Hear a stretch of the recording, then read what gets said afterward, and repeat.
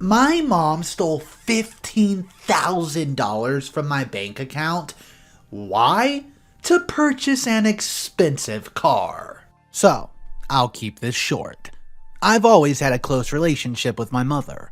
After my parents divorced, I chose to live with her, and I've always trusted her, and so on. Now, we've never been rich, but we got by. I've always worked since I could in order to buy things like video games, clothes, a phone, and so forth, since these large non-essential things were just too difficult for my mom or dad to afford. Basically, we had no money for big non-essentials. Now, because of this, I quickly started saving my money. Pretty much, I would usually save up at least half of what I made in a month, in order to be able to save for some spending money, and money to buy furniture when I move out and such. So, I turned 18 several months ago, started arranging accommodations for college next year, and working full-time this year, so I wanted to see how much I had saved. Well, you can see where this is going. I looked at it and was about $4,000 where there was supposed to be $19,000. So to say it nicely, I freaked the duck out and called my bank. Well, to make a long story short, after confronting my mom and dad, since they were the only ones with the ability to go into my bank account, she explained she, quote, "Some of my money was used to buy her shiny new car several months ago." So I yelled at her and said she did not use some of it. She drained 3/4 of my savings to buy a freaking car. She started crying, saying she wanted the car but only had $10,000 saved up, and the car was 25 racks. So she figured it was fine, and she would pay it back in the next few years. I know she can't because it took her years to save up 10 grand. I mean, the best case scenario would be her paying back $200 a month, which would mean she would take like 6 years to pay it back. My dad lost it on her as well. He's a very mild-mannered person and rarely shows emotions whatsoever. But he was seething and told her to sell the dang car, her laptop, and everything worth a damn in the house just to pay it back or he would sue her. Well, this was 2 weeks ago. I have since received $200 from her. And apparently, the car is up for sale, but given she bought it months ago, it's likely in the best case scenario, it'll fetch like a third of what she bought it for. In the meantime, I have moved in with my dad, who lives 15 minutes from my mom, at his best.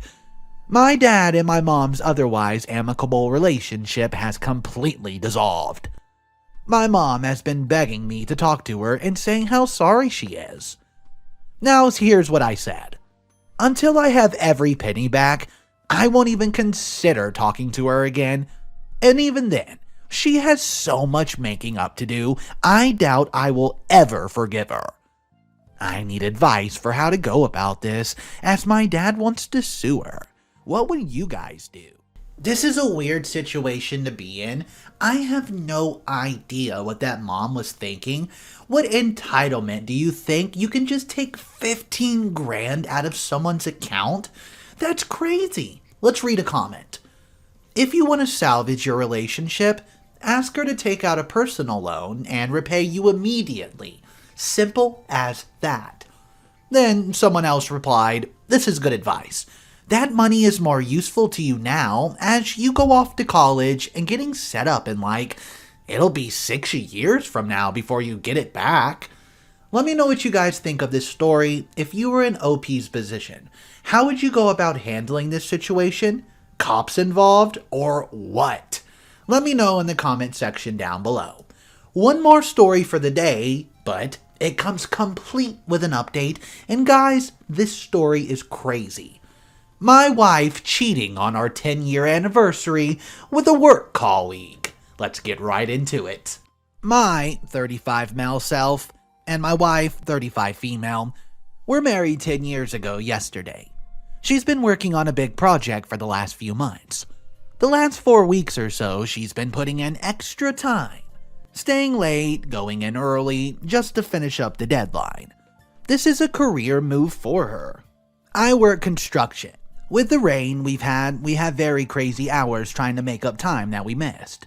So I work 12 hours on if it's a nice day. Sometimes a little longer. If it's raining when I get up, I don't even go in. Some days we get sent home when it starts or it's too dangerous from lightning. I usually hit the gym for an hour or two. Thursday we started at 6 a.m. Mid-morning starts to rain hard, so we go home. I go to the gym per usual. I cut the workout short, head downtown to see my wife Megan, just to give her flowers and make plans for dinner that night if possible. We really haven't seen much of each other this week. I went to bed about 9 p.m. and she wasn't home. Called earlier and said she's working late. It's not unusual for the past month. I stopped and got some flowers and went into her building around 12:30. Nicole was at the receptionist desk. I told her I got here later than I wanted because she put the flowers on Megan's desk. She said, quote, "I don't think they went to lunch yet. Why not drop them off yourself?" She buzzed the door to get back to the offices. The place was deserted. I went to her office and the door was closed. I always walk in unless the receptionist tells me she's in a meeting. I walk in and some guy is standing behind her, nuzzling her neck. She's reaching back over his head and giggling only as she can, saying, "We got to get this done." I'm gut punched. I slammed the flowers down, said happy anniversary, and walked out. I didn't hear what she said, just went past Nicole, said goodbye, and left. Made it to the elevators and out the building, then my phone starts ringing. I bawled my eyes out all the way home. Went into the garage, pulled my camping gear out of the rafters, and took off. I drove about 2 hours to a state park. I had no idea what to do. I just had to run. I hiked a trail we've been on in the past for about 3 hours. I don't drink much, so I had no booze. I just sat there thinking. Looking back, I'm glad I was in a rush. Normally, I bring a .45 caliber. So, we have black bears in the area, which generally scares them off. But get aggressive if hungry or cubs around. The way I was feeling, I might have ate the barrel that night. My phone was blowing up from Megan, so I turned it off. I left the park to get reception turned it on to see my good friend called. I called him back, and he said Megan called him to check on me. Make sure I didn't do anything stupid. We talked a bit, told him I got to think this through and we should catch up on Friday. So while I'm thinking about this, I go over our marriage from the beginning to see what I missed. We come from completely opposite backgrounds. My grandfather raised me with my mom. He taught me about life. He had a little saying about everything. He told me marriage would be the hardest job I've ever had. Had you work on it every day, it could be a little better. God, I miss him. We did not have much and heard Mom and Grandpa having many discussions about bills. They worked hard and my brother and I did not miss out on anything we knew of. Megan was born into money. Not overly rich, but very comfortable. Went to a great college, always great clothes, new car, etc. And let me just say, she's beautiful. 11 out of 10 beautiful, I'm talking a model. I would joke with her if she coughed about the silver spoon getting stuck in her throat. We met, hit off, started dating. I was dumbfounded how such a woman would ever be with me. We dated quite a while before she told me about her parents and the lifestyle. Our friends called us the model couple because they thought we were so good looking we had to be models. Families were not as kind, afraid of the differences economically would come into play. Her dad and I started to get along, but her mom, it took some convincing. She graduates, gets her first job, and we plan on getting married. We work out between us that we would expose each other to our lives that we live. I took her whitewater rafting and she took me to the symphony. We went ziplining. We went to an art opening. We agreed we had to experience the other's interest. She was really exhausted about the more physical things we did. I kinda liked the symphony and such. I own 2 tuxes now. I look back and do not see any red flags. Her first 2 jobs she quit because the men all tried to get in her pants. She was paraded out in front of photo ops, invited to conferences when other newbies were not. At dinner at a conference, a partner tried to get her drunk, then tried to force himself into her room that night. She quit. The next job, the same thing, quit again. This third job has women as some of my partners, and none of that BS is in her workplace. She seemed very happy. We seemed very happy. So now, Friday, I'm home. I called her. Asked where she was, back at work. I, being in a smart-ass move, said that the marriage is taking second place to her job. She responded, since I would not talk, what was she to do? Fair enough. She'll be home in an hour. So, I wait. I want to save our marriage. If I'm lacking in providing, then I want to fix it. I want to ask why, of course, but I cannot accept an I don't know. How do I phrase this? What else should I be asking? I know I'll get all emotional and forget everything, so over the next few days, we'll be going over and over and over this. What she did is wrong, but please no degrading comments. She's still my wife. Thank you in advance. Hey guys, Mr. Reddito here. So the story does not stop there. I know, it was getting juicy. It gets even crazier. Here's the complete update. If you're enjoying so far, remember to press that like button and subscribe to the channel. Here we go. Okay, here's an update from last couple of days. I'm exhausted, sorry for the bad form that's about to happen. Wife and I had a marathon talking session on Friday into the late pee hours of the morning. I started asking that she be honest in all answers and be complete. Don't tell me half-truths that have to be asked. Several different ways to get a complete answer. She agreed. I started with why. The answer? I don't know. Kind of what was expected. We went around and around on this. Finally, I said, quote, "How many times did you have sex?" She started to dodge, but when I let out a sigh and shook my head, she told me 6 or 7 times. That starts things rolling. I kept my cool. How long? She says last 3 weeks. Back to why. Could not give an answer, and I say, do you still love me? Yes. Saying it because we're done trying to save our marriage. No, she says with some conviction. Do you find me attractive, I ask. Yes. Why? Still can't answer. Then I say, am I not giving you something you're looking for? Here she hesitated but quickly recovered. I knew I was onto something. Could not crack the nut yet, though. Finally, about midnight, I was tired, she was tired. I said, quote, Megan, you're an intelligent woman. I cannot believe you cannot articulate the why I'm asking about. She started crying, saying she's trying to answer my questions. So, I say, okay, enough for tonight, time for bed. She starts to walk towards the door, and I ask where she's going. To my parents' house, she says. I told her that this is our house, I'm not asking you to leave. She stopped crying at this point. I said, we're not divorced or separated, that may come, but for now, we need to be together until we sort this out. We actually slept in the same bed. Not sex, in case you're wondering. I'm up almost all night. I'm reading some of the comments in direct messages. Had some great comments back and forth with a few people.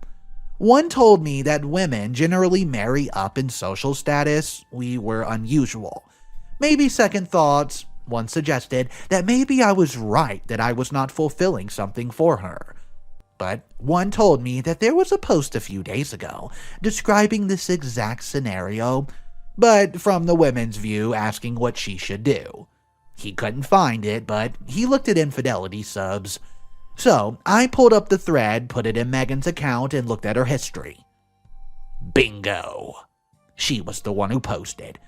So this morning, bright and early, we start again.